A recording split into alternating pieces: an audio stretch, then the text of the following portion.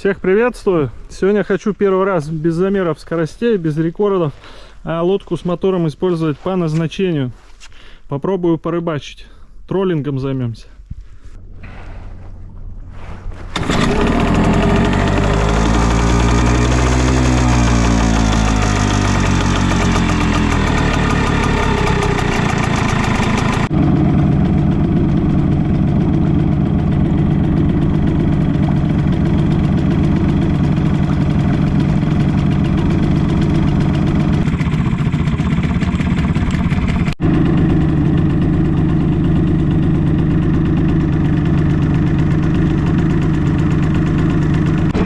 Вот и первый приличный окушок. Вот на такой воблер поймался.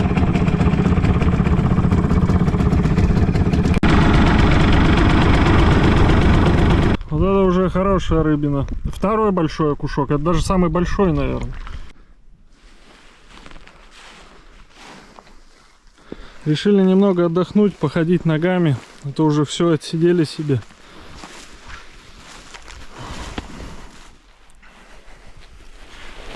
Улов на данный момент вот такой.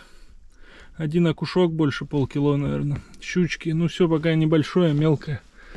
Вот. Мотор себя показал хорошо. Я думал, будут какие-то проблемы. Там будет свечу закидывать. Нет, все нормально. Хотя смесь там где-то сейчас 1 к 35. Или 37.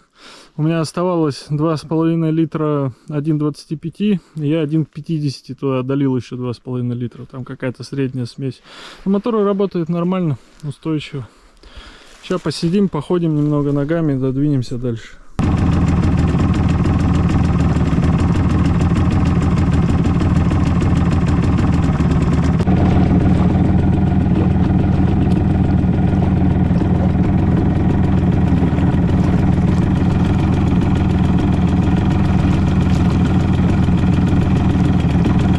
На этом сегодня рыбалка и закончилась. Первый опыт использования двигателя по назначению.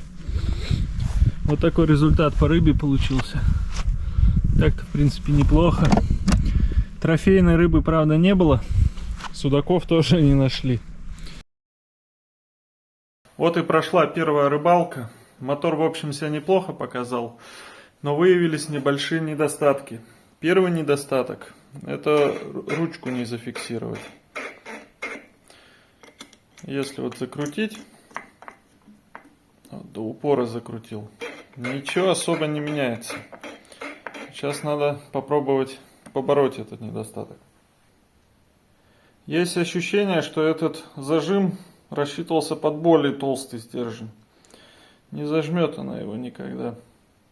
Сейчас надо что-то подумать, что-то придумать с этим.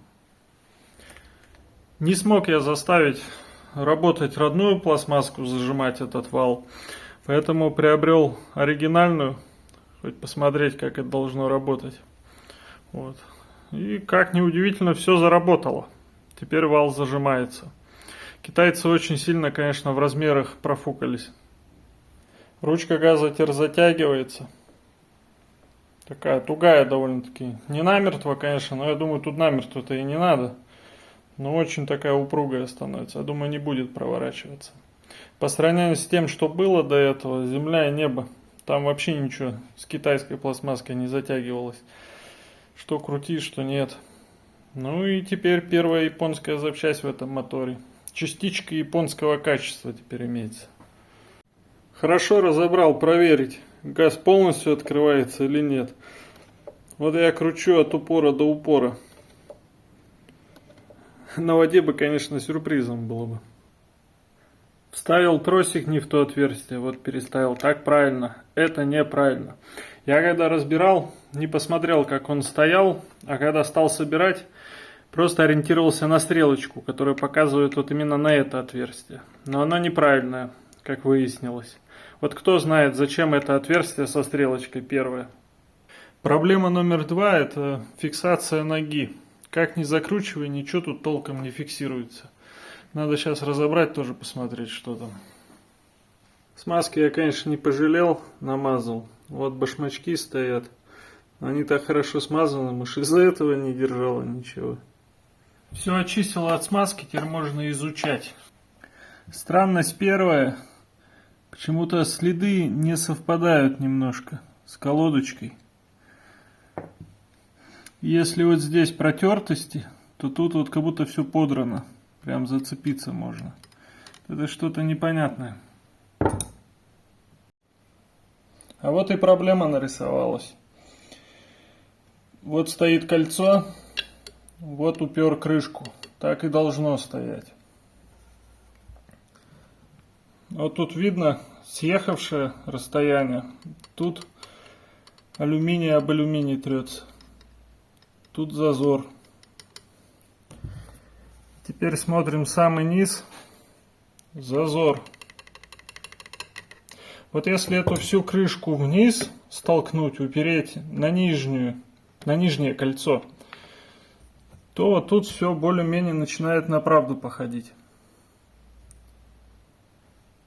Тут зазор образовывается. То есть получается верхнее кольцо слишком тонкое, должно здесь толще стоять. Тогда все в кучу собирается. Я еще и думал, что как-то зазорчики какие-то, все как-то плотнее должно стоять. А стоит вот так. Так, вот с другой стороны колодочка. Тут видно вот полоса. Тут все ровненько. Ну, тут, конечно, углубление еще посередине, но это ладно. Сейчас вот эта полосочка больше важна. Она образовалась, как я понял, вот тут огрых литья. Такие штучки острые. Вот от них протерлась, а стоит она тоже выше, чем надо. Произвел точные замеры, не хватает 2 мм. Зачистил от краски это место, где колодочки ходят. Все равно краска стирается и рано или поздно сотрется, она там не нужна. И немного выровнял, потому что вот здесь по бокам огрехи литья, пупырышки острые были. Колодки портят. С этим кольцом поездил по магазинам, посмотрел на аналогичных моторах. Какой оно толщины, в принципе, все то же самое практически. То есть дело не в этом кольце опорном, а в чем-то другом. Не стал уже дальше разбираться. Вытащил 2-миллиметровую проставку. Попробую с ней. Мне как-то писали про резинку и отверстие в ней. Я, конечно, тогда не понял. Вот сейчас разобрал и все понял. Получается, у нас тавотница стоит вот приблизительно, кстати, вот сюда. Смотрит. Но никаких отверстий нету. То есть маска попадает сюда, а ей надо попасть вот сюда. То есть только в обход.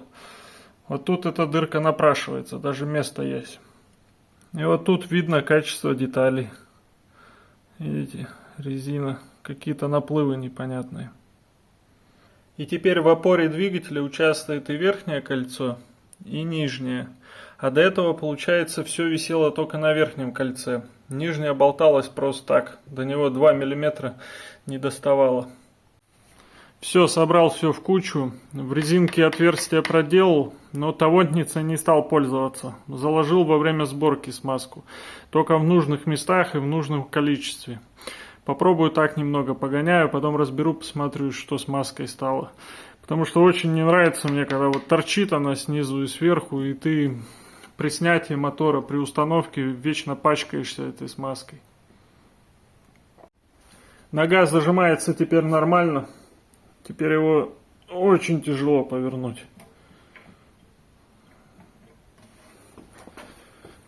Но при этом, если отпустить, все становится опять легко. То есть, мне кажется, так это и должно было изначально работать. Все, я закончил. Все получилось. Теперь троллингом рыбачить будет чуть удобней. Не надо будет мотор держать постоянно, газ. Стал известен теперь примерно расход этого двигателя. Родного бака хватает на 32-33 километра.